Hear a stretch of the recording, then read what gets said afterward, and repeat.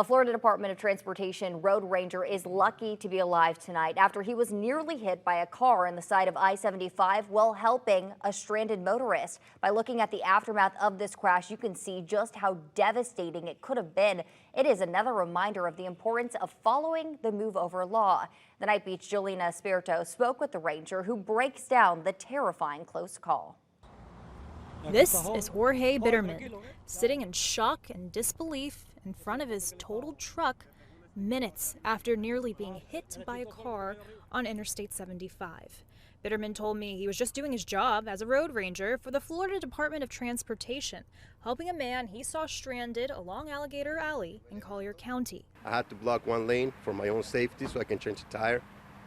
I finished changing the tire. I was going to pick up all my tools, and suddenly this car just came out flying and hit my truck.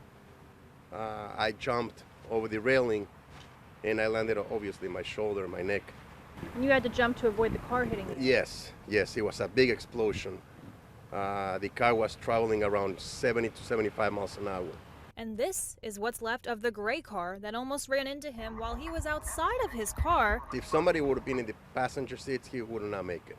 Florida Highway Patrol says the 23-year-old driver, not yet identified, escaped with minor injuries, and fortunately, that's all Bitterman had too.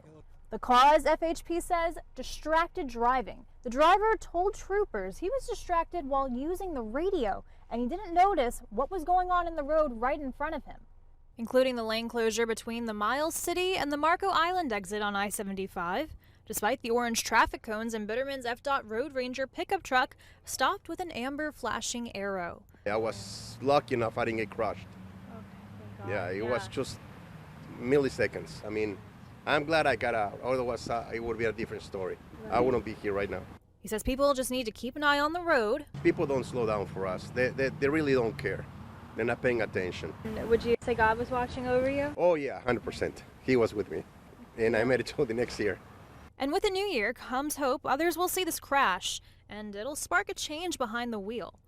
Reporting in Collier County, Jolina Espirito, Wink News. We are still working to get the name of the person FHP says was behind the wheel as this crash remains under investigation tonight.